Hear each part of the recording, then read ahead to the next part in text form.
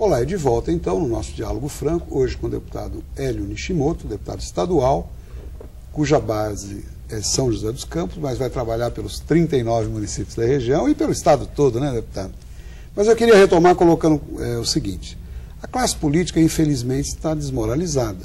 A gente assiste aí pela imprensa os escândalos todos, e não só pela imprensa, mas pelas decisões até da justiça em certos casos. Até na merenda escolar, infelizmente, aqui na região, nós temos notícias graves de vários municípios que pessoas se envolveram com desvios, etc. e tal. O que fazer, deputado, para mudar esse quadro? O senhor que já se elegeu 4 vezes vereador de São José dos Campos, uma cidade importantíssima, certamente merece a confiança da população, agora eleito deputado estadual. O que fazer para mudar isso? Porque realmente não dá para conviver com as coisas dessa forma. O senhor concorda? Concordo plenamente, e eu fico muito triste também de ver maus exemplos dentro da política. Infelizmente, nós sempre tivemos maus exemplos dentro dessa área. E é uma área difícil de lidar também, porque você mexe com o poder. Esse poder político ele é muito grande e muita gente tem interesse sobre esse poder. E é por isso que eu acho que a receita básica, para a gente mudar um pouquinho esse cenário, esse quadro tão negativo, é a gente procurar acompanhar os candidatos numa época de eleição. O eleitor, o senhor está se referindo ao eleitor? Exatamente. É o papel do cidadão, do eleitor, escolher os seus representantes. Porque quando a gente coloca alguém nessa função de poder, a gente está colocando alguém para tomar conta daquilo que é nosso, daquilo que é interesse nosso.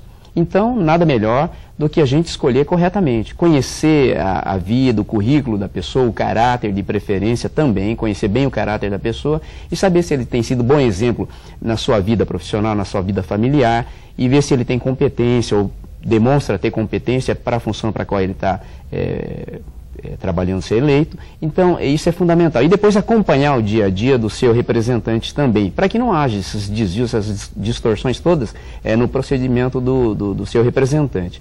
A receita básica é essa, e eu sei que é difícil a gente conseguir acompanhar tão de perto, mas uma das formas é aquilo que nós falamos há pouco, é escolher pessoas que estão próximas da gente. Uhum. Se o eleitor ele escolhe alguém de longe, que dificilmente ele vai ter acesso no dia a dia, como vai acompanhar? Então é melhor que ele escolha alguém da sua região, do seu distrito, e tenha a facilidade maior de acesso para poder acompanhar o seu desempenho como representante. Muito bem colocado. O senhor, na verdade, no fundo, está dando também um pequeno puxão de orelha em todo eleitor.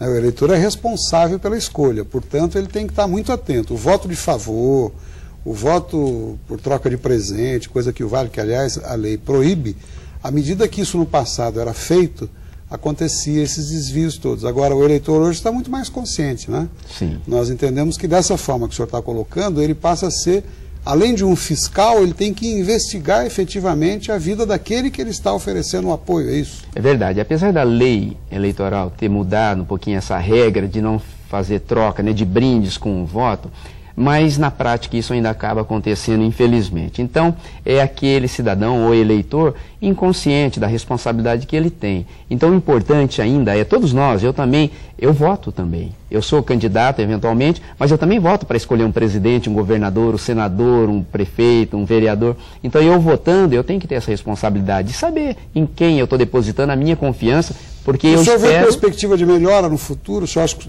a gente está caminhando para uma melhora nesse sentido? Eu tenho sempre esperança e otimismo em relação a esse quadro e a esse cenário político. Mas, para isso, eu tenho também feito uma parte pequena, mas contribuída, que é conscientizar, desde as crianças pequenas até jovens, principalmente, que é o futuro eleitor, a ter consciência da importância do voto dele e de escolher bem os seus representantes. É uma questão de consciência cidadã. Então, eu faço palestras em escolas, em igrejas, onde me chamo, não só para crianças e jovens, mas para adultos também, para demonstrar para cada um deles a importância da gente acompanhar, escolher bem o representante e colocar pessoas que a gente possa depositar confiança. Enfim, só agindo assim que nós vamos melhorar as coisas, é por aí? Eu acredito que se somarmos tudo isso, dá para melhorar. Deputado, e aí você tem uma característica interessante, comparativamente até a outros deputados que compõem toda a Assembleia.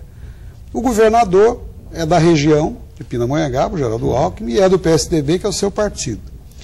O secretário de Planejamento do governo, que é uma secretaria importantíssima, é tido aí pela imprensa como supersecretário. Emanuel Fernandes. Emanuel Fernandes, né, que a gente conhece, respeita, enfim, um deputado federal reeleito, que foi convocado pelo governador. E seu companheiro, Emanuel, dobrou com você. O que nós do Vale, nós eleitores, a população do Vale, pode esperar, no caso, para a nossa região, em função dessa liga estabelecida? Como é que você vê isso aí?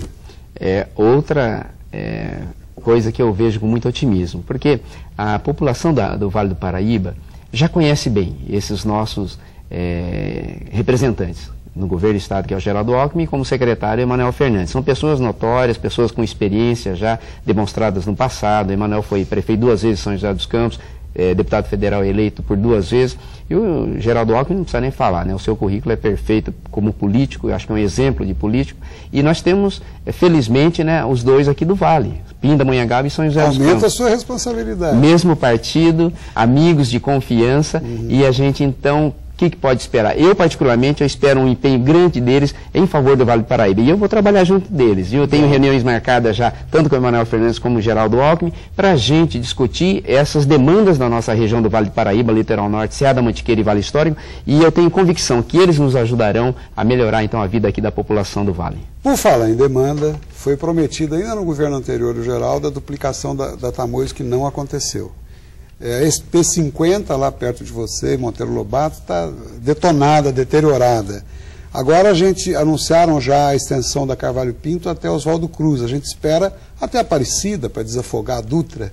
Qual a sua visão sobre essas situações? Tamoios, SP50, extensão da Carvalho Pinto. Olha, eu sei que são obras urgentes que nós precisamos fazer, principalmente da rodovia dos Tamoios, que leva ao Litoral Norte, e a SP50, que leva até Campos do Jordão, Monteiro Lobato e sul de Minas. Então nós estamos trabalhando já para retomar essas obras que, no caso da SP50, que leva para Monteiro Lobato e Campos do Jordão e sul de Minas, já foi feito então o trabalho do projeto. Agora precisa começar a executar. Nessa transição do governo, sempre para verificar qual a prioridade do novo governo. Então, o governador Alckmin, ele está tomando o pé de cada situação, tanto é que já liberou um orçamento, né, emergencial para a recuperação, então, da SP50, que foi danificada com as enchentes agora no início do ano, com as chuvas fortes, né? E as obras virão logo em seguida, são mais de 45 milhões para fazer essa recuperação. A Tamoios é uma obra em que precisa ser feito o projeto para depois ser orçado e licitado.